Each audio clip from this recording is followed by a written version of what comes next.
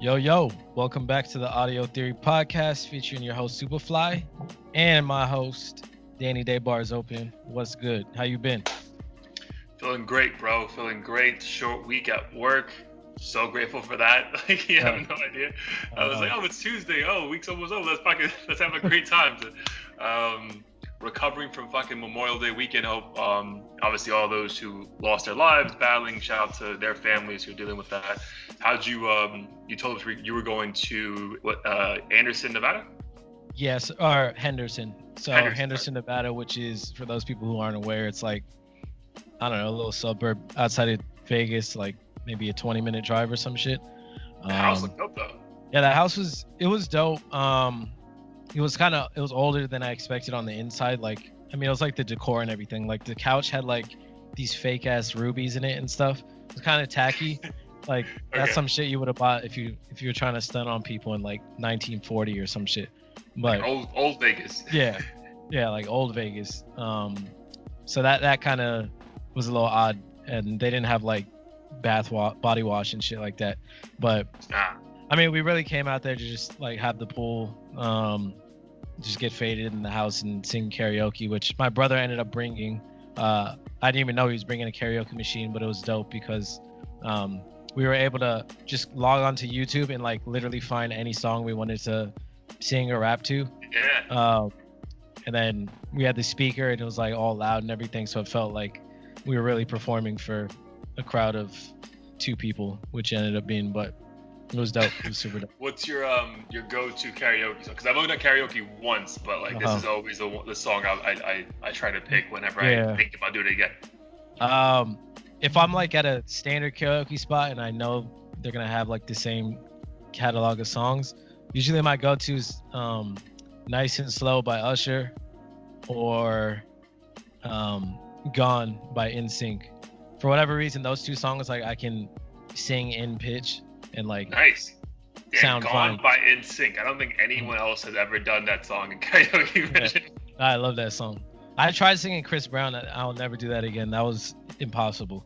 I feel like Gone was the moment when you realize, all right, Justin Timberlake is taking a hard left when it comes to hip hop and R&B. Yeah, low key, he was singing to all his band members about him fucking disappearing.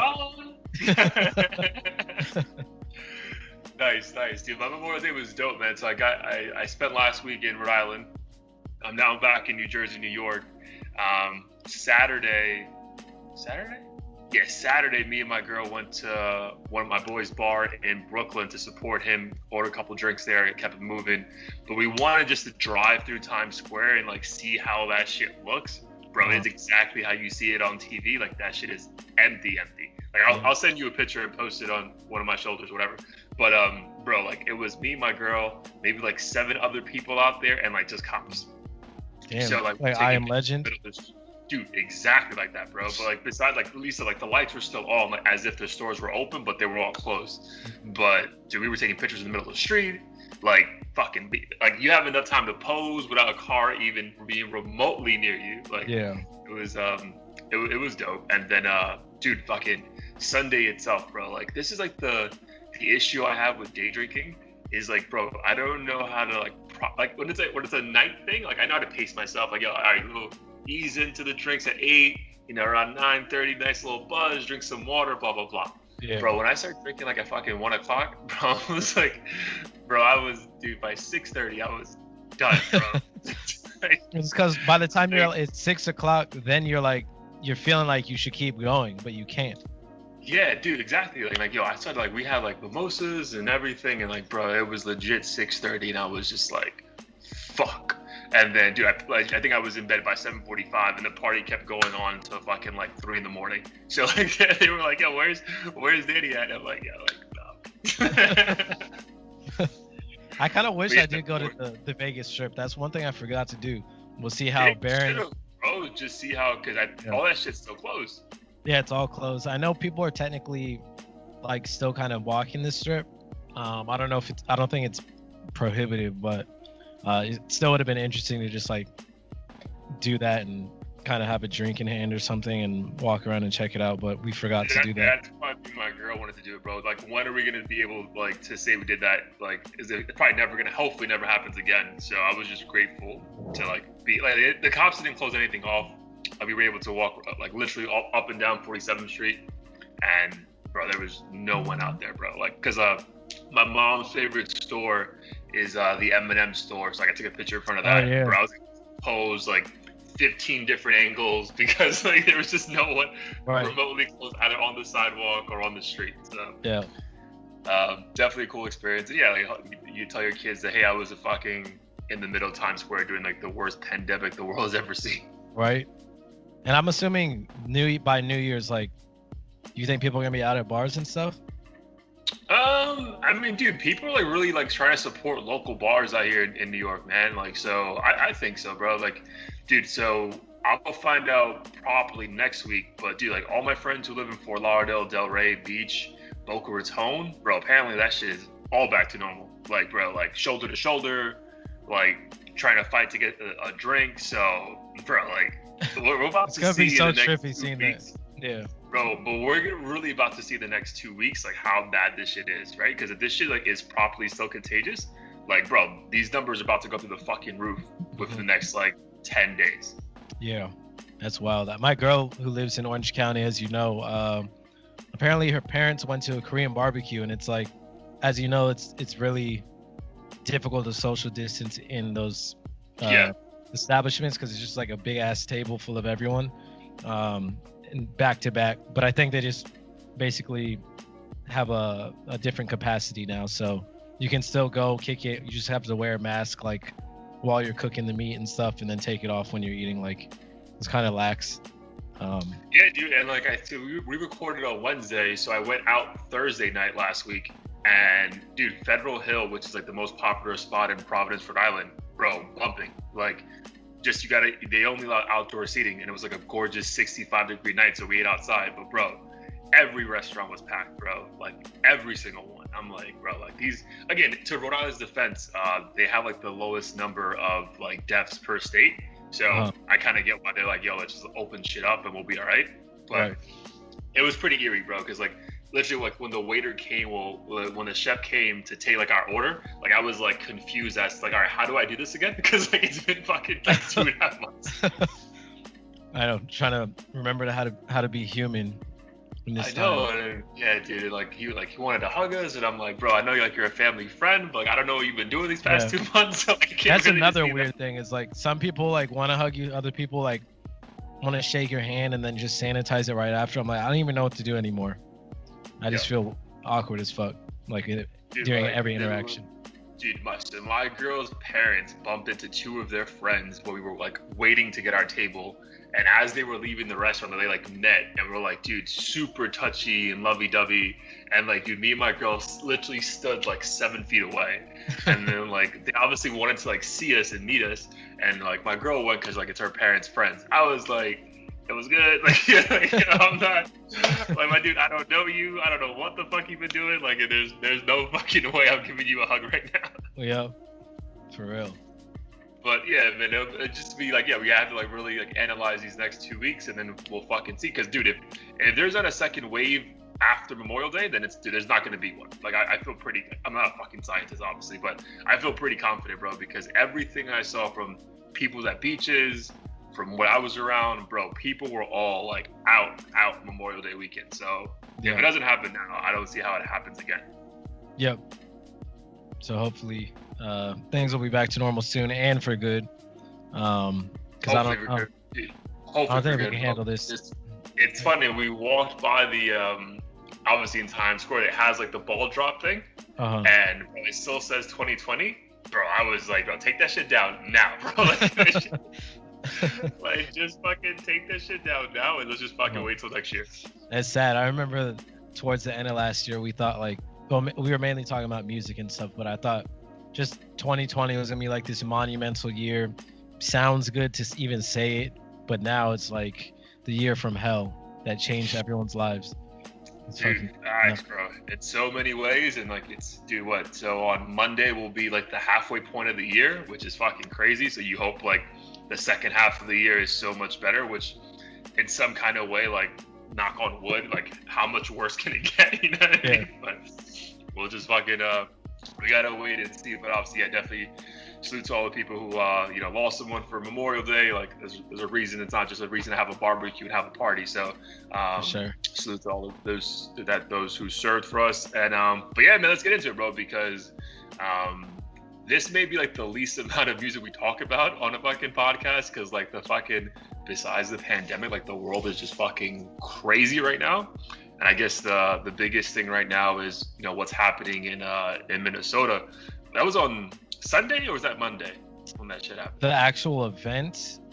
That was this weekend though, right? Yeah, it was on the weekend for sure. And what was the gentleman's name again? I believe, I don't want to disrespect anyone, so let me make sure I get this shit right. Was it George Floyd? Yeah, George Floyd. Floyd? That's what it was? Okay. George Floyd, yep. And he essentially said that he couldn't breathe after the police detained him and had his knee on his neck, basically, for I don't know how long. In the different angles, you see like he has his knee on his neck, real fucking nonchalant. I think like one video, like his hands, like the cop's hands are like in his pockets, in his own pockets, and then like the other 3 police officers are like holding him down. So it was like, and it didn't look like terrifying. He was resisting from the footage I saw, at least, which makes it even that much crazier. Is that's usually their go-to excuse was usually they're screaming "stop resisting" or like, the guy's actively trying to hurt the cop or whatever. But in this instance, I didn't see anything that indicated that this was necessary. They had multiple officers there. So I just never understand why in these situations, like, what's the point of all the tasers and handcuffs and batons and shit if death is the only way to detain somebody? I just don't understand. Dude, but also like there's another video where like they get him out the car and like take him against the wall. Like he's already handcuffed at that time. So like what's the point of doing like the extra, like get him on the ground? Like he's literally like the goal you wanted to achieve was arresting him. He's arrested. So what the fuck is the point of like the extra force? So they have the police officer on video, knee pressing against his neck, and then within that 3-minute clip, George passes away, which is fucking sad on every level. This is what the third situation like this that has become like video wise in the last 3 or 4 weeks. And like this is just the shit we see. And then obviously there was another situation where I guess her name was Amy, like the financial advisor in Central Park, was like walking her dog without a leash, and this guy, African-American male, dude, who's fucking like a Harvard graduate, looks like the most like handsomest dude in the fucking world, by the way. I'm like, bro, you're afraid of this? Like, Jesus Christ, like, he's a fucking bird watcher. And I think he tells the lady to, hey, please put your dog on a leash, and starts filming it. And dude, she's like, I'm about to call the cops on you and tell them you're threatening my life. And she legit says like, there's an African American male here, and he's threatening my life. Please send help. And like she gets hysterical for a second. It's like, what the fuck, bro?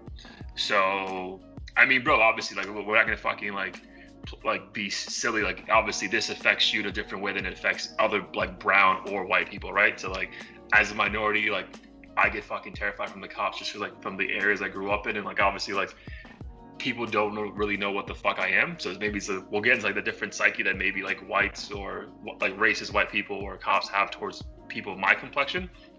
But for someone like yourself, bro, like when you see that shit, how do you feel? What are some things like you go through when you're fucking out and about? Like, do you have to like double think sometimes? So like just like you honestly just run with it, and I'll just ask you some questions. No, for real. And anytime I see stuff like this, it bothers me a lot for obvious reasons. I've been fortunate enough to say I haven't had like many run-ins with the police, so I never feel like I'm personally like at risk for incidents as serious as this, but I do find myself constantly just being fully aware of my skin tone and like appearing as non-threatening as possible. And the crazy thing is like all my friends and whoever say like, oh, I look so kind and I don't look like I would hurt a fly and shit. But then I know people who don't know me might just see like, oh, he's like kind of muscular, has earrings, like super trivial shit that to you might not seem like a big deal, but like a white person that never interacts with black people, or even another minority that never interacts with black people, especially older generations, might see me in a backwards hat and think I'm ready to fucking kill somebody or something. So like these little things that might not seem that serious to like say a white person when they're walking on the street, I'm fully aware of. And like if I'm walking late at night and there's a girl walking ahead of me, I might not walk as fast on purpose because I don't want her to think I'm trying to like steal her purse or hurt her. Or like I'll just walk into an establishment and like purposely like smile at everyone and like make it, and not have my hands in my pockets. And same shit like if I'm going to just like a grocery store, or not a grocery store, but like a liquor store or something, and I'm looking for like candy, I'm making it very obvious that like I'm not looking all around seeing if people are watching me. Like I'm in there to get my shit and get out. So like all these things might to someone else might seem unnecessary, but for me it's constantly on my mind just because I know how a lot of the world thinks and behaves in those situations. And and some people just take it to the next level. Other people might internally be like, okay, I'm a little scared, but I'm not going to do anything. Whereas other people might take it to the next level and fucking call the cops and claim that I'm trying to hurt them or whatever. And the sad thing is that they might and probably will take my word for it, or their word for it, and do something as ridiculous as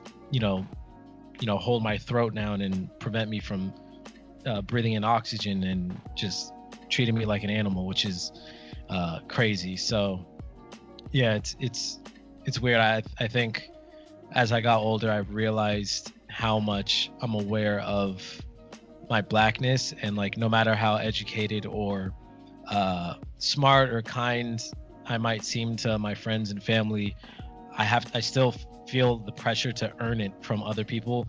Otherwise, I know that a lot of them will judge me and treat me differently until they're like, oh, he's cool, he went to college, he has never been to jail. But they don't know that shit.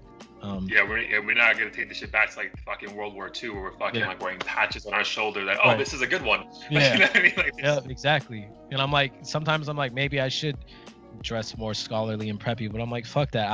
I can be educated and like streetwear and wear a hoodie at night. Like fuck that. That's not how I shouldn't have to live a certain way because everyone else feels threatened. Yeah, for sure. And then you said you're very aware of your blackness. Do you feel like there's like an age that like either of an event in the world made you more aware of it? Like maybe like growing up in your teenage years, like you were more like not oblivious to it, but like it wasn't like like in your thought process. You know what I mean? Was there like a moment you could recall? So like so obviously my family's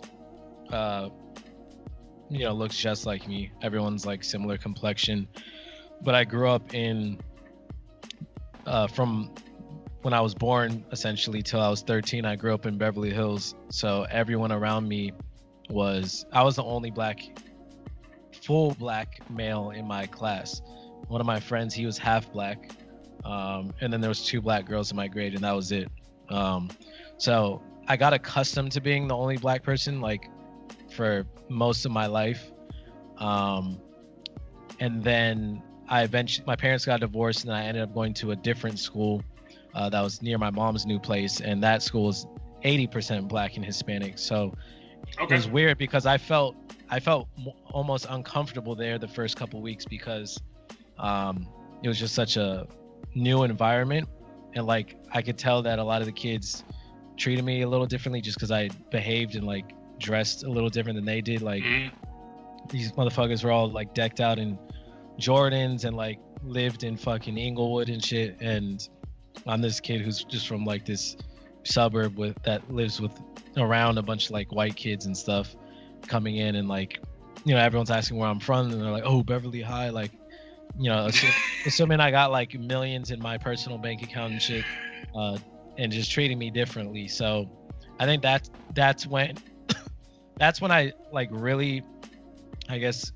got uncomfortable and more comfortable with my blackness at the same time, because that was those years was when I was like, okay, I can dress this way and listen to this shit, and like no one around me gonna like judge me and find it weird. Like everyone I started kicking it with in high school, like we were on the same page, and I was like, okay, finally this feels natural.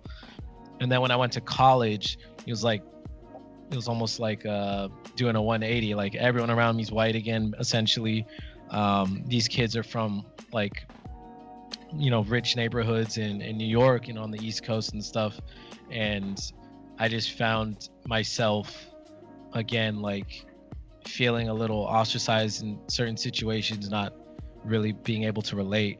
And that's when I also realized, like, you know, class is one thing, but at the same time, like, I feel like people kind of still stick to their own race in many instances. And I never experienced like true overt racism where someone was like, you're a nigger, or like, you know, get out of here and, you know, hang out with your own kind, go back to Africa. None of that shit. But I also did sense like, oh, this is like an us thing. Like, we might not invite you to shit, or like this party's not for you sort of thing, or like this fraternity's not going to be a good look. Like just a lot of different things that made me feel like, okay, like now I have to navigate my life a bit differently. It's not just like, you know, building friendships with, you know, 10-year-olds who like playing video games and stuff. Like now it's people kind of are beginning to become more tribal and like themselves from people based on class, education, like everything. So that was kind of like a sad realization as time went on. And then obviously, not to get anyone in trouble, because I'm sure people from our jobs do listen to this shit, but have you ever, and like not even your current employer, have you ever felt like you have to work some kind of extra hard because in corporate America, like if you're like a minority applicant, like you may be treated a certain way?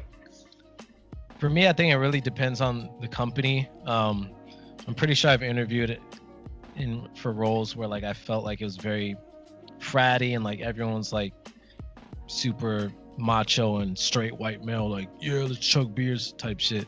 And I think in those cases, like sometimes interviewing, I'm like, I don't know if like everyone when they interview is looking for someone who they think's like a good fit personality wise and everything. So right. I won't necessarily knock someone for, you know, thinking I'm not a good fit if I'm not into like rock music or some shit, and like, you know, the whole clique is at the company is like into a certain vibe. But at the same time, there definitely have been instances.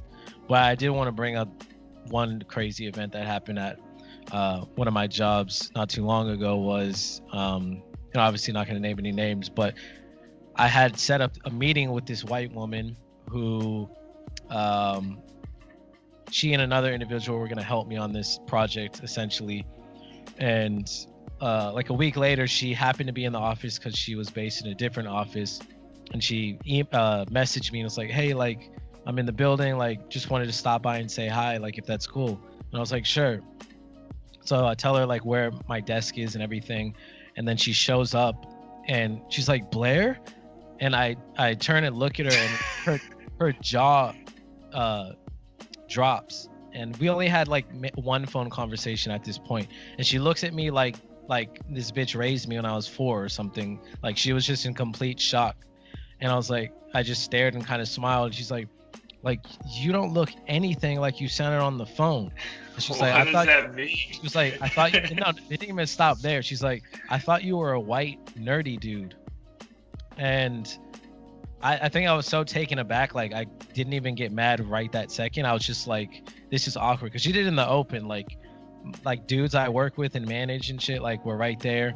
I think we were all kind of awkward, and I just kind of laughed it off. You know, I was like, haha. I was like, I guess I got to get more swag then, or some shit like that.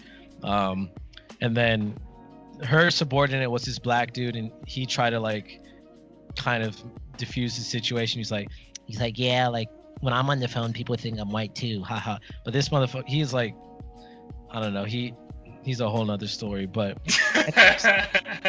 after she walked away, I was fuming at my desk. I'm like, wait, this bitch really said what? Like I blacked out, I guess, for a second, and I told my boss about it. because this person was like, you know, a director and up, so it's not, you know, some little chick I could tell off. Long story short, I ended up kind of bringing it up to HR and just like venting, not trying to get her necessarily fired or anything, but just being like, yo, this bitch doesn't know me. Why is she saying shit like this? And I ended up like just being cordial with her and fixing things. But I think the thing she didn't understand, and the reason why I was pissed off in this situation, was because one, I feel the pressure to speak like a white nerd on calls and shit, or quote unquote white nerd, just because like people are gonna treat me differently if I speak too casually or things like that. I don't know, you just get this certain vibe where you feel the need to kind of put on your white voice and white face or whatever you want to call it. But then I always found that to be like a backhanded compliment. Like, someone who dresses like me or looks like me in no way, shape, or form could possibly sound that intelligent on the phone, which is what she claimed she was trying to say is, oh, I just was trying to say you sound smart.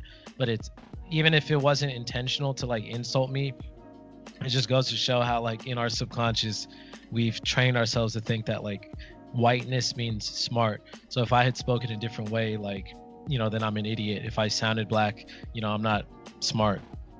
So that's the way I felt and took it, was like, oh, she's basically saying people that look like me and dress like me and whatnot, you know, aren't capable of fitting this intelligent character that she has in her mind. So that was kind of fucked up. And ever since then, it kind of made me even more cognizant of how I carry myself at work. So yeah, that was some wild shit. Yeah, dude, that's like it's a weird compliment, right? And and it really, it's weird how like the person who's saying it doesn't like really understand like the way it comes out. Because I've gotten that where like someone like just sees the way I look or maybe the way I dress, because obviously we have similar, you know, fashion sense. I think we're wearing the fucking same exact shirt, different color right now.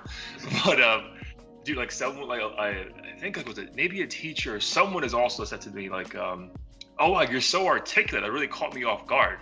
And I'm like, how the fuck am I meant to sound, bro? Like, like, what did you expect to come out of my fucking mouth? Like, I went to school, I took, you know, English, like, I know how to fucking speak, like, so, yeah, that's just a weird, like, it's like a backhanded comment. It's like, oh, you don't sound like the rest of them, like, you're okay. And it's like, bro, like, I talk in different ways, maybe with like the circle I'm in, because I know a funny thing my mom used to always say when I would go visit my Indian friends, like, I would put on like my Indian accent, because I think I'm just hearing them use it so much, like it just comes out when I'm like saying certain words. So but yeah, that's always been a backhanded comment. Like even like when I hear other people say it to other people, when people say it to me, it's like, oh wow, you threw me so off, because like you're kind of like urban but like articulate. I'm like, bro, what the fuck does that mean? Yeah, what does that mean? That shit is, I mean, you kind of know what it means, but it's like, why does it mean that? Like, why can't we just be people? And the worst part is I've heard, I know black people, I'm pretty sure black people have said shit like that to me too. I mean, black people have definitely asked me what I am, like, ethnically, but I know there's been a couple of instances where they said I sounded white or whatever. And it's like, what? So basically what you're telling me is that we have to sound like idiots in order to, like, you know, celebrate our race or like identify with it, which is just wild to me. And right, dude, because there was like a weird, dude, even when I got to college, bro, because I went to school in India like for high school, so but even when I got to college, like people just like other people in my dorms like figured like when they saw like another black student, oh, that person has to be an athlete. It's like, nah, dude, he's like here for like a lit major, like, you know what I mean? Like, like, yeah, like all that sort of shit. I mean, like, I guess if you're did people assume you were an athlete? Yeah, but I'm also 6'6", you know what I mean? So I think like, that would be the only very thing. But like, if someone, like, I went to I remember I went to the grocery store. This old white dude asked me to get some shit that was on the top shelf. I did this little ass bunny hop. I did not fucking ball out and try to dunk on this fool. I just did a little hop, grabbed the thing, gave it to him. He's like, oh, do you play ball? I was like, I go, what? Like, this has nothing to do with basketball right now. And I mean, granted, I was wearing like Nikes on or something, but I'm pretty sure that's not why. I just know he assumed like any remotely athletic looking brown person like you and I just automatically is like a sports fanatic, and like that's our dream and nothing else.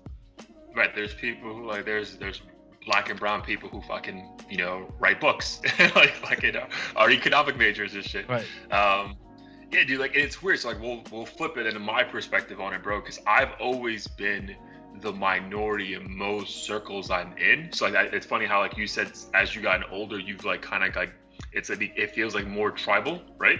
So like I'll go back to India, dude. Like when I went to India, I was the minority, right? But I was also around other brown people, you know what I mean? So like it was a kind of a weird thing because like most of my friends were Indian or like Pakistani or like from other countries, right? So like we were all like different. So like that became my tribe, and I feel like as I got older, I kind of gravitated to groups of friendship that like everyone is something different, as opposed to like, oh, this is my white group, this is my Spanish group, this is my black group, right? So but dude, I remember like literally like 3 weeks ago when I was thinking, maybe I mentioned before, but 3 weeks ago when I was driving up to New York, bro, we got pulled over. And then, dude, my girlfriend who I love, white girl, bro, she was driving, but dude, she is calm as fuck during this whole thing. And bro, the moment we fucking got on the side of the highway, like I legit had my hands on my knees, and she started talking to me, bro, and I was just like, And then even when I saw the fucking cop was black, I was like, bro, I'm not saying anything. I'm not driving. I didn't drive. She was the one driving. And like she was even like passing like her license registration like over me and expected me to like grab it and give it to him, and I was like, no, bro. Fucking had your pinky fingers shot off. Bro, so I was like, like, and then she's like, and then she kept like fucking like looking for something like in the back seat because she couldn't, and I was like, bro, if you could stop moving right now, that'd be fucking great, because like I don't. Right.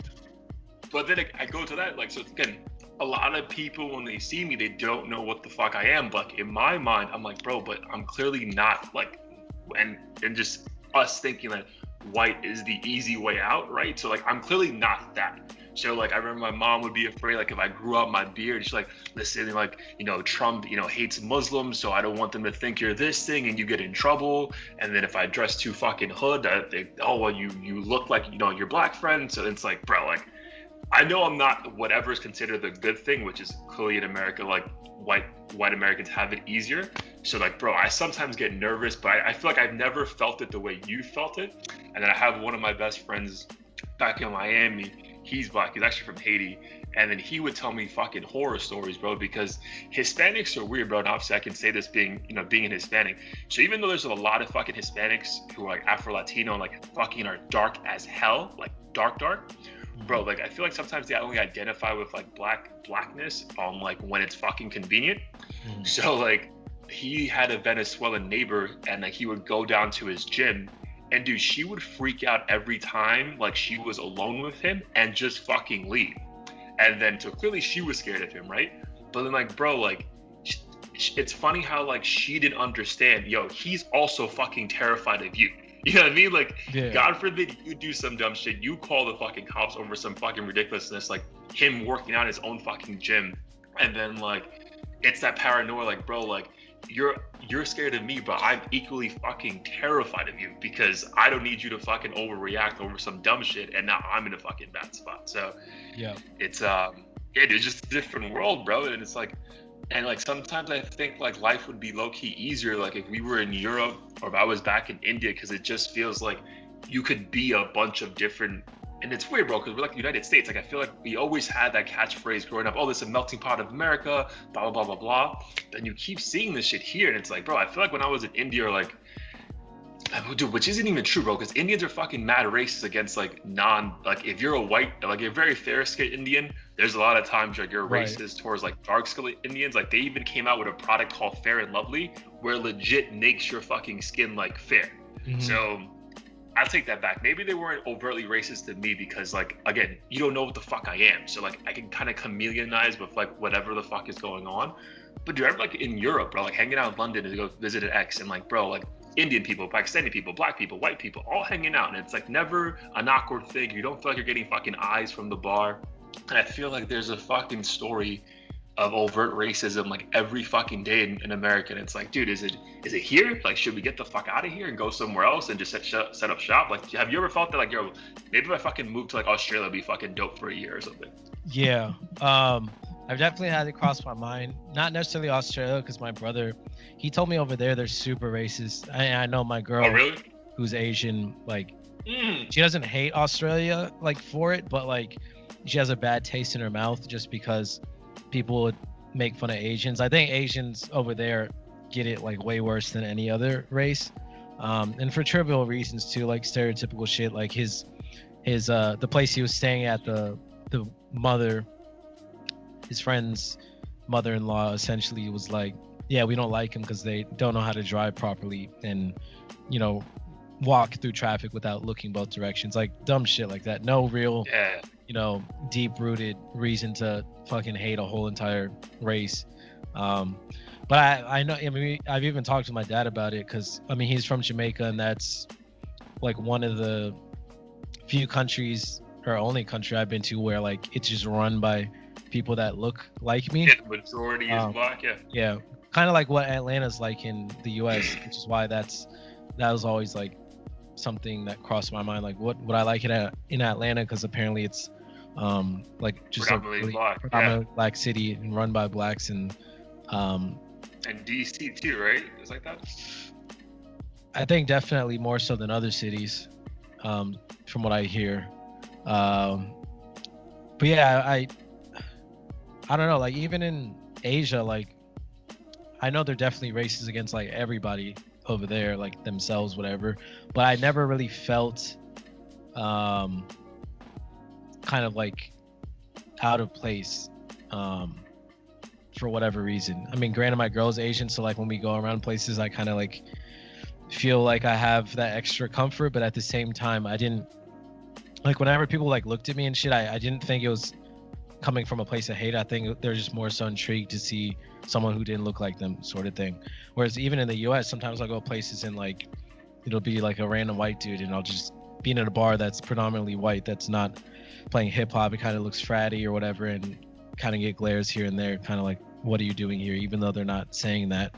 And it's weird because it's like, this is my home country, but I feel awkward in those places. So yeah, I don't really know too much about like what the ideal place would be for someone of color. Like if that's Africa, Caribbean country, I have no idea. Fire Island, like for the Fire Festival. That would be dude, so it's funny because you're just saying like when people like stare. So like, there's actually like a phrase in India called gawking, when people like just overtly just fucking stare at you, and it's just like, and then my mom would tell me like, listen, like I don't think it's racist. It's like, DJ, like remember you're fucking 6'3", and clearly not a local. Like you're just intriguing to look at. And I remember I went to the Taj Mahal like recently, like 4 years ago with my mom, and like people were doing that again. But I was like, again, I was 25, 26 years old, very comfortable in my own skin. And then like they would literally approach me like, oh sir, like you must be a star, can we take a picture with you, right? So like then you realize, oh, this is like a form of they're just intrigued, bro. Like they're not like, oh my god, stay away from me, why are you in our country, get the fuck out. It's like, oh my god, like I'm so lucky to have you around, let's take a picture with you. So it's just like it's hard, bro, because sometimes you just assume the worst because you've seen examples of it being bad, but it could genuinely also just be from like a place that people are intrigued in a very positive way and want to embrace you. So I feel like we also need to like not be so quick to have our guard up. But then again, like, yeah, I've been out to bars with my white girlfriend, and like it's a predominantly white area, and I'm like, dude, I don't know, bro, like I don't know if I should be here. Like I went to like Delray Beach, bro, predominantly very white, upper middle class, you know, upper like fuck that, like very fucking well off area. And like, bro, like I'll be at a fucking bar and it's just like, not to fucking say, oh, country music's playing, everyone here is racist. It's probably 2%. But bro, like I just didn't feel, I'm like, bro, why are we here right now? Like why are we, like I just doesn't, like I'm clearly like the outsider, and like, yeah, that might be fine, but like when the only other fucking brown or black people are the people working at the place, I'm just like, bro, like this doesn't feel right, man. I kind of felt that way at I forget the name of it, but when my girl and I arrived in Austin, we went to this little, I think it was like a restaurant, this outdoor restaurant that served like hot dogs and shit, and they were playing country music. And one of the beer gardens? Yeah, one of those. And like I think it was 95% white. No one said or did anything, but like just walking into these situations, sometimes I'm like, I just get this overwhelming sense of like somebody in the crowd doesn't want me here, and they don't know me, so that infuriates me too, because I'm like, if they got to know me, you know, I am probably less dangerous than this motherfucker, yet he feels threatened by me for whatever reason, doesn't want me talking to his white girl, doesn't want me robbing him, like just shit that's uncalled for, and just a terrible assumption to make. And I'm not gonna pretend like I haven't made assumptions about people of color when I see them. Sometimes I'll see a dude fucking rocking a bandana, baggy ass pants, big ass chain, and I'm like, you know, I might have to be prepared to fucking run if this fool pulls out a pistol or something. But I'm never gonna like say something to someone, deny them of something. I'm just gonna be maybe a little more careful. But I feel like other races who just don't interact with people of color at all like cast this wide net, and it's like, if you're not in a fucking wheelchair with, you know, a Harvard sweatshirt on, then you're a threat, and like we don't want you within 20 miles of here. But dude, what's funny is like, I don't think you haven't mentioned you've experienced this, but I remember I was at a bar in Charlotte, and Charlotte's a predominantly, I guess, like I would say majority white city, but like there's a lot of like African Americans, like not actually just like there's not really that many Hispanics at all. But it's a black and white city. But like the bar I was at was a very predominantly white bar. But dude, I would go there all the time with like different groups of friends. And then it was just funny to me, like if one race doesn't like the other, all the warning signs of what you would normally do go away. So hypothetically, so situation happened, right? So it was 5 years ago. The Warriors were playing, about to like the record for most wins in a season. So I was watching the game intently. This white girl like comes next to me. Her boyfriend's like 6 feet away. I'm very aware her boyfriend's there. Like I'm not fucking hitting on her. Yeah. And then she's like, "Oh, what's happening in the game? You seem super interested." And I'm like, "Yeah, they're about to win. Like it's gonna be fucking crazy, blah blah blah." This guy is like 5'7" and sees me talking to her. Again, I'm 6'6". Sees me talking to her and pulls her, and I'm just like, "Bro, like, we're just watching the game, bro. Like, no disrespect, my bad." And then she comes back over with him, and I'm like, "Let's go, fuck it. They did it, good for them." And he's like, he yells to me, "Pipe down, faggot." Okay? And I'm like, "My dude, like, do you like?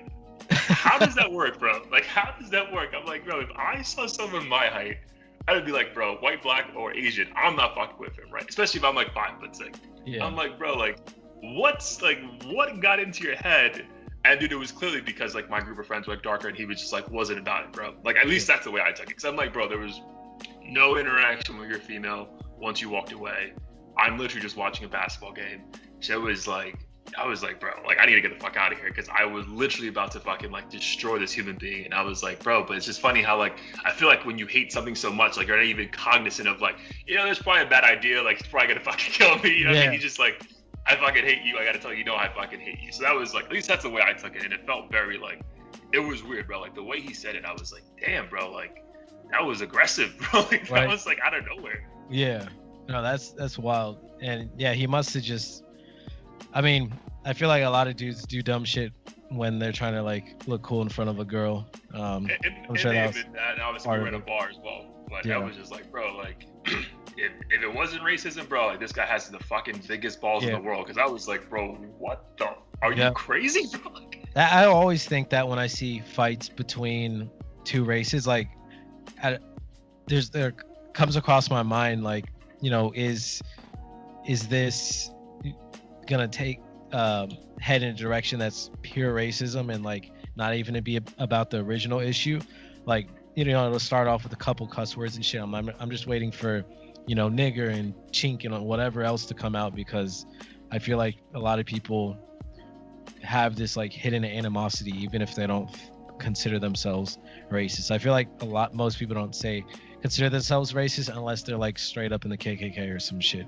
But I know a lot of people, you know, maybe it's out of just pure anger in the moment or whatever, but I'm sure a lot of people in the heat of the moment, you know, a few N-bombs or whatever might fly out just because they're, you know, subconsciously frustrated with a certain race or whatever. Yeah, so obviously you were in an awkward moment where, like we said, you had to go to HR. Dude, I was in an awkward moment like a few months ago, bro. Like it was, maybe right when all this Zoom shit started happening and like Teams and stuff, and like someone was talking about like a doctor we knew, and then someone else chimed in, oh yeah, the black one, and I was just like, bro, what?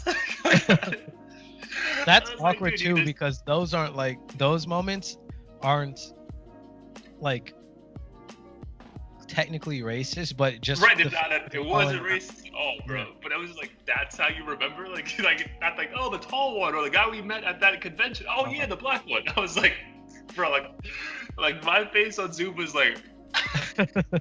What's funny is when people try not to say that when they're describing somebody, they're like, oh, can you give this pen to Chris? And they're like, who's Chris? And it'll be like this black dude, you know, down the hall. But instead of saying, oh, it's the black guy because there's no one else black in the vicinity, they'll be like, oh, it's the guy with like the orange collar and the pink shoelace on his right foot.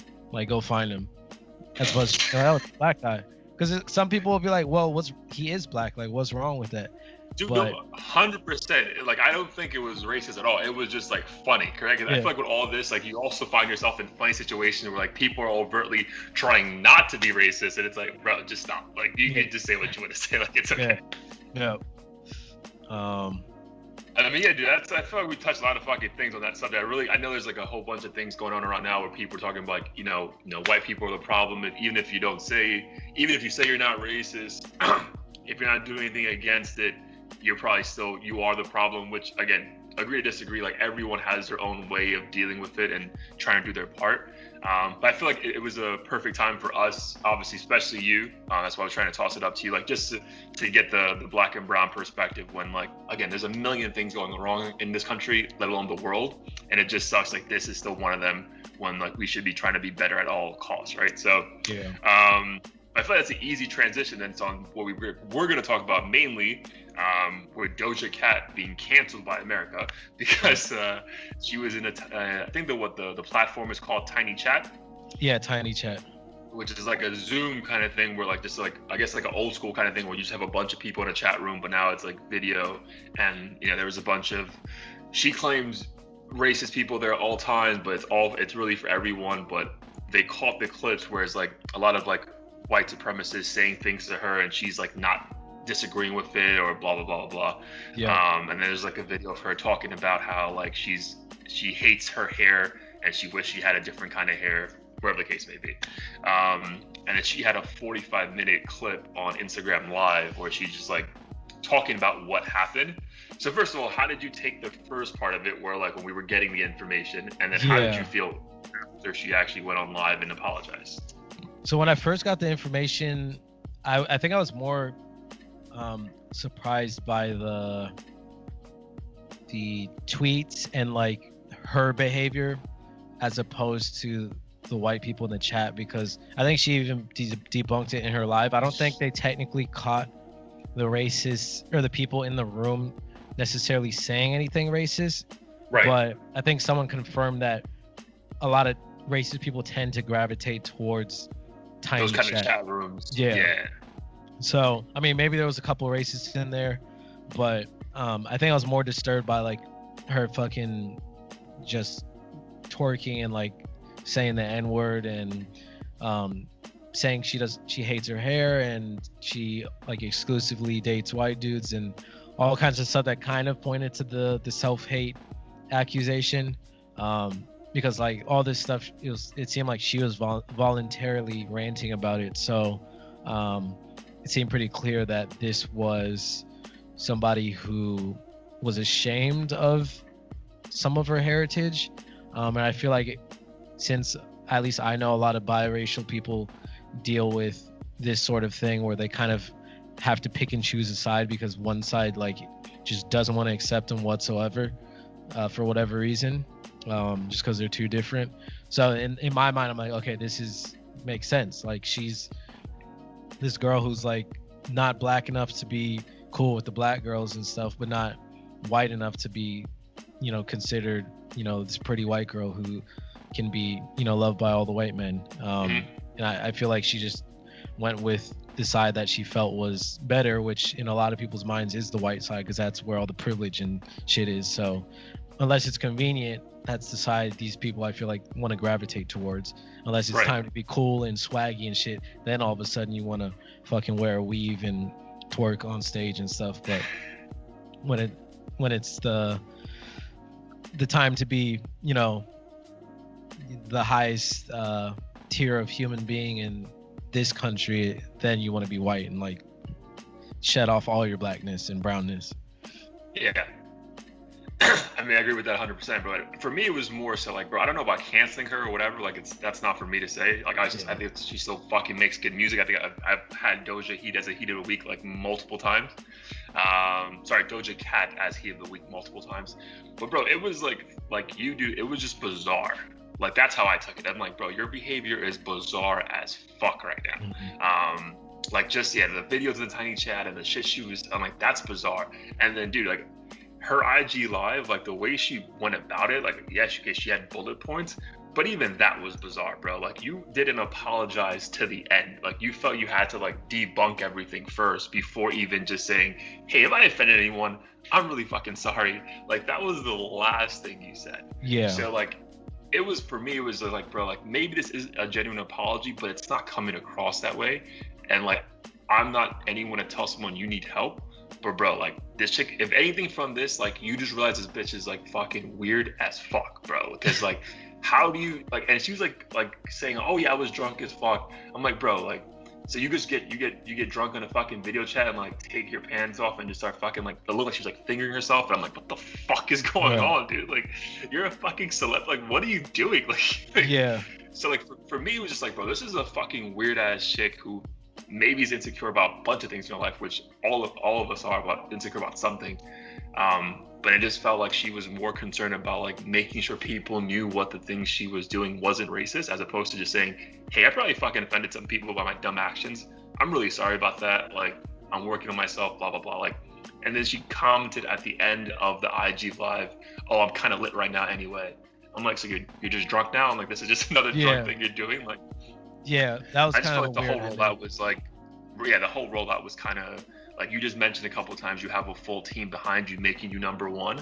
Like, dude, your team should have been able to like fucking grab you and be like, listen, bitch, we're doing this, and this.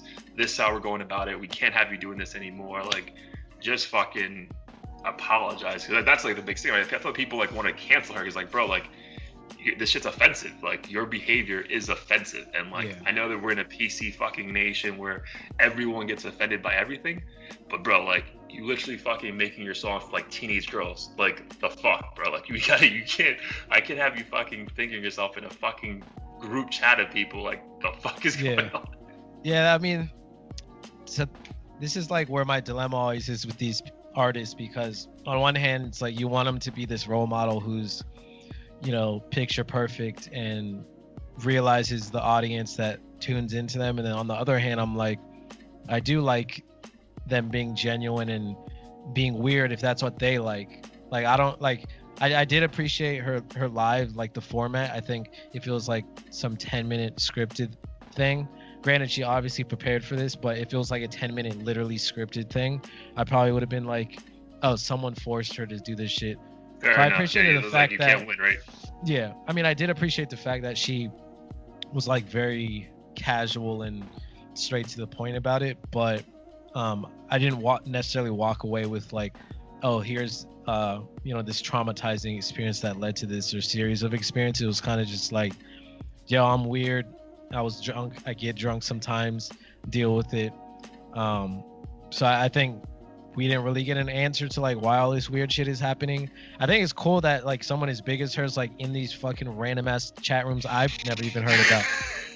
But that proves to me like you have to be weird to like be in these places, and it doesn't seem like she's promoting her music or anything through it. So I'm like, to each its own, but I just don't know what other weird shit she's saying or doing, like, because I mean, it hasn't come to light as far as I know since the other 2 videos have come out, but like maybe it is she just was faded and said the hard R once and like she never does that shit. But part of me still believes, like, again, the whole biracial thing, I feel like a lot of biracial people have this dilemma of like which side they're supposed to choose. Logic raps about it all the time, but it's like real shit because he looks white and black people don't even think he's fucking black and won't let him like celebrate that side of him half the time. So I'm sure that like little things like this will piss somebody off and like push him in one direction. So I don't think we can just cancel people. Like we have to have a debate about it because canceling never works anyways. I don't care how tough it is. Like R. Kelly was canceled, but that's because he went to jail. If he didn't go to jail or deal with all these crazy 100% cases and everything, those rumors were going on for like 20 years and no one cared. So like canceling is just some dumb shit that people do. I mean, if you as an individual don't want to listen to her music because of what she did, fine, I support it. Like everyone has their opinion, but you're not about to make fucking 20 million other people just stop because she got faded and like twerked for some white boy, some racist one. Dude, but really, I feel like this all comes down to like, you can't promise to show your titties to people and then not do it. So like, this is, I feel like this is just like. I love how she saved that for the end because she knew that was the reason, basically. Facts, bro. Like, this proves like, no, do not promise some shit and then not follow through because these fucking internet trolls will find shit on you and ruin your life, bro. Yo, how do you think it would have done for her career if at the end of the live when she's like, yeah, I'm gonna save this topic for last or this bullet point for last, if she just fucking whipped him out? Bro, on my life, I thought it was gonna happen. Like, I legit thought it was gonna happen. I was like, yo, it's about to go down. Man. I think it would have been fucking hysterical, bro. Like, just like almost like everyone just calm the fuck down. Like, that would have been fucking great. But yeah, man, it's just like, I don't think she'd get canceled, bro. Like, I think she's too talented, but just definitely a fucking weird ass human being. And dude, like, that can be just like, if you want to embrace it, but it just, I don't know. That was more what the spotlight for me was. It's like, all right, you're just fucking weird as fuck, bro. Like, because I never really followed her on IG before this. So maybe she's been like this before. I remember there was like one IG live she did where she was like fucking wasted and like asking Russ to please join her on IG live because like he's so fine. And I'm like, dude, that's kind of fucking weird. Like, you're also like a equal level celebrity, if not bigger, and you're like just fucking just drunk and like, like like trying to like get up an act or some shit. So I don't know, man, but to each their own. Like, if like, I agree with you. Like, if you don't want to listen to music anymore, don't. But as far as canceling her, I don't think she's gonna get canceled anytime soon. No, definitely not. Bro, that was a lot, bro. So, I mean, we can get into heat of the week unless you got anything else you really want to like get off your chest when it comes to like all this racial stuff going on right now. Not really. I mean, I feel like this is the kind of stuff I feel like I could talk about for days. This past weekend, even, I don't know how it came up, but we were talking about how, because my brother's half Indian, and I remember we were in an Indian restaurant and they're playing like music videos, and basically everyone in the front of the music video, including the singer, was light skinned, and they had all the dark people in the back and shit. And we just came to the realization that like, regardless of what culture, like where you are in the world, like fair skin is better skin. Yeah, fair skin's better skin. It doesn't matter if it's Jamaica, India, China, like just being light skinned for whatever reason is ideal for some people or a lot of people. And it's like, bro, I'm telling you, man, as someone who grew up in India, bro, like I would ask my mom, like, Mom, why are they advertising like lotion that makes you whiter? Like, why are they doing that? And why does the dude in the advertisement not look like anybody in the street? Dude, facts, bro. But it's like that. But I think what makes it worse is that like the music video you were watching, dude, all the celebrities that are doing, at least at the time, like now they're really trying to embrace like, what Indian skin is. A lot of the celebrities and models, bro, they're all fair skinned. Like, at least like in the early 2000s, mid 2000s, like they were all fair skinned, bro. So like Bollywood was really propelling that psyche of like, oh, you need to be fair skinned to really make it in India. So and it, like you said, it's like that everywhere, bro. Like, even fucking like I'm Dominican, and fucking Sammy Sosa, like the darkest fucking human being in the world, is now like 10 shades lighter than me because he he put a cream on by mistake. I'm like, bro, there's no mistake, bro. You wanted to. And he looks awful too. I'm just like, bro, he looks like he's like light green. Like that's what the fuck he looks like. No, he looks like a Batman villain or some shit. Like it's terrifying. If he showed up at a baseball game or some shit, I would run away. Bro, they call him like William Sosa now because like he's just like lost like the sanity. I mean, yeah, I'll admit I've been uncomfortable with my blackness until, like I mentioned, when I was in high school and like I was exposed to people that look like me, because like just growing up in elementary school and shit, like all the girls gravitated towards the white dudes who had like, you know, certain hairstyles and just did things differently and like looked different, and they admired dudes who didn't look like, you know, Usher and Chris Brown and shit. So I always felt like I literally had to change myself if I was gonna like become popular or cool or whatever. Never got to a point where I was trying to like bleach my skin or do anything crazy like that, but like there'd always be times where I'm like, fuck, like where are these girls at who like people who look like me? And then when I got to high school, like all the white girls love black dudes, and it was the opposite. I'm like, shit, like I need to embrace all the stuff that I hated before and like, you know, dress like Usher or whatever, and you know, do all the cool hairstyles. So I think that was like a really fortunate experience, because if my parents hadn't divorced and I hadn't have gone there, I'm not sure how I would have I guess felt about just like being comfortable with myself in that regard. It's awesome though. It's like you have to go through like traumatic experiences like that to fucking really find out who you are, like to even find out like what you really are. So do you feel like this is the most like confident you've been in yourself like in your entire life? Yeah, definitely. Or do you even find yourself like even now like kind of like still like feel like you're struggling with it? No, I'd say the only times if I do struggle is like if I'm just in really preppy environments, or like in a room full of like completely in a room with just, you know, old white people or something, and I'm not dressed a certain way. Now I'm like really aware of like, oh, I got earrings on and like a chain, even if it's not a big deal. Like these little things, I just feel like they're the type to make assumptions about the type of person I am if I dress a certain way. So in those instances, I'm like, it's not necessarily like, oh, I'm ashamed of my blackness or anything. It's just like, you know, I need to tone it down, otherwise they might feel threatened or uncomfortable. But in terms of like just navigating the world and stuff, like I definitely don't shy away from that. Like even when I was going to work before in person, I would just dress like, you know, what you're wearing with the chain on or whatever, go into meetings. Granted, my industry is more casual, so like people aren't expected to wear suits and shit, but it's gotten to a point where I'm like, if you don't like it and I make you uncomfortable, like I really don't care, unless like it's some, you know, crazy opportunity that I really have to like tone it down or some shit. Tone it down and present myself properly, like a huge client meeting or something. But otherwise, I feel like I came to realize that people envy blackness and brownness and like all the things we bring to the world. They're just insecure about it and use that as an excuse to just be hateful and say all kinds of bullshit. Just like the dude who said called you a faggot or whatever, just because he knew that you probably could steal his chick if you wanted, and he's like, well, fuck it, now I have to. It's like fight or flight mode, and I gotta fucking cut his head off. Facts, dude. I feel like for me, like it's funny you said that, because like what you were saying about when you were in the preppy school before your parents got divorced.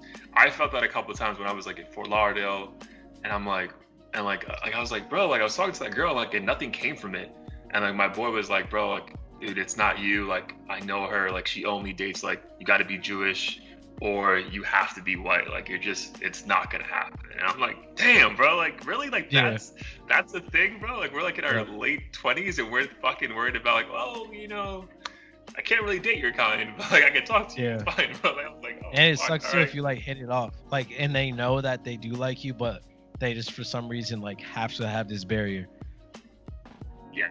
Yeah, for sure. I really do. Even like casual things, like talking to females, and like they would say like, "Oh, I'm so excited to like make out with someone with your kind of lips." And I'm just like, the way that comes across, like you need to understand, like it doesn't really sound like. I know you're saying like, "Oh, I'm excited," like they're luscious, but like the way you say it is kind of racist. Like I'm just letting you know right now, like it's a little, but I'm like, yo, it is what it is. I mean, in college, I did find it. So a lot of Asian girls came to my fraternity. My fraternity was like the multicultural one, so the one that basically wasn't 90% white. Like we had a lot of Hispanic, Asian, Black, Indian, stuff like that. So a lot of Asian and white girls would come, and like it was almost like a trophy of accomplishment just to like get with some of these girls, because you knew they back home their parents would kill them if they ever caught them talking to someone like me, or they would say like, "Oh, I don't normally get with guys like you, but you know I'll make an exception," sort of thing. So like it's weird how that kind of became a thing for me, was trying to get that acceptance in a way, even though I didn't need it. To be like, I want you, I know you don't want me or aren't supposed to want me, but like I'm gonna try to make it happen anyways.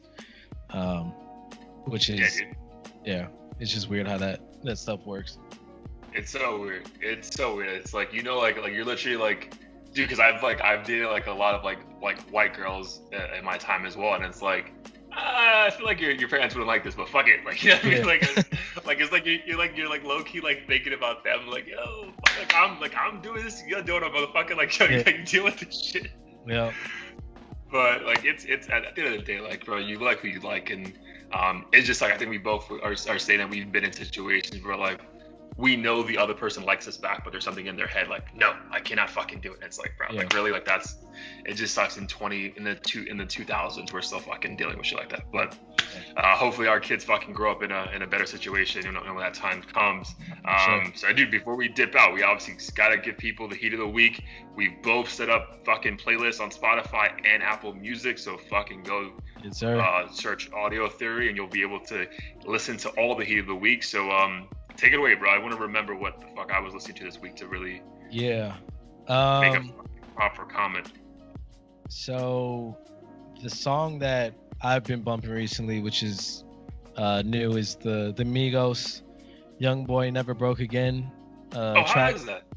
It's really good. It's called Need It. Is it? Okay. And I know we both haven't really listened to Young Boy, his music previously, but the beat does take on more of a Young Boy vibe than it does a Migos vibe, which I think is kind of warming me up to his music. But they all executed flawlessly. It's kind of weird because Quavo, at least on the song, does sound a lot like Young Boy. They kind of have that same nasally auto-tune voice. Yeah, that song is really good. It's got like that New Orleans like Hot Boys kind of vibe to it. Definitely something I would bump in the club and the car or wherever you're at. So that's my heat of the weekend. I think after this, I'm definitely gonna have to pay more attention to him because he's still this like huge thing in the industry. I don't think anyone does like YouTube numbers like Young Boy right now. No, it's crazy. Dude, what the fuck dude, I'm actually gonna go with I do want to listen to Russ's new album, the deluxe version, so he can fucking steal some more streams for that album. But I think I'm gonna go with, dude, the first song off the Gunna album, Argentina. Like that song was really like, it's a really dope way to start an album and kind of goes perfectly with what Gunna is trying to fucking do on that album. So yeah, I think Gunna's album first of all was dope, but I think Argentina it's a dope way to start off an album for sure. And I was like, that was definitely my heat of the week. Because that's like, I went for a couple of runs last week and I was like, damn, when I heard that show on Saturday, I was like, all right, this is going to be good. So that's it. I'll give it up to Argentina. But he has a song called Addies, and then he has another song called something else, I think Far, with Young Thug. And obviously Young Thug on anything is fucking great. So definitely go check out the new Gunna album if you haven't yet. Nice. All right, broski. So episode 30 in the books. It's fucking crazy that we reached another milestone. We're fucking talking about the most backwards version of the world we've ever seen in our lives. So, it's crazy. But dude, shout out to us, fucking trying to break down boundaries. Fucking, you know, foreign females ourselves. So like, you know, look at us fucking trying to make the world a better place. So like, it's a fucking all we can do is do our part, bro. Right. Bro, love you, man. Stay safe.